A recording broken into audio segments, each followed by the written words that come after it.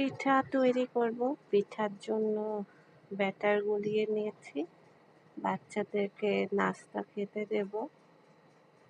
এই পিঠাটা মাশাআল্লাহ বাচ্চারা একটু মজা করেই খায়।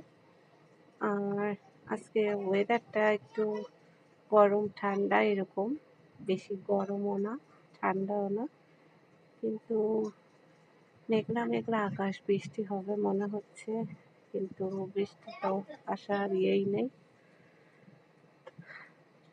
তো ভিডিওটি ভালো লাগলে অবশ্যই লাইক কমেন্ট শেয়ার করতে ভুলবেন না। আর পিঠা ভাজতেছি। এই পিঠাটা হচ্ছে আস্তে আস্তে ভাজতে হয়, না হলে ভেতরটা কাঁচা থাকার সম্ভাবনা থাকে।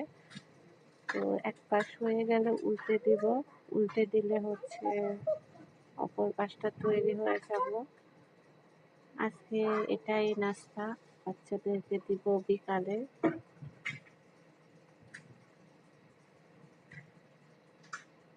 তো ভিউয়ার্স, সবাই ভালো থাকবেন, সুস্থ থাকবেন। আজকের মতো বিদায় নিচ্ছি। তো আল্লাহ হাফেজ।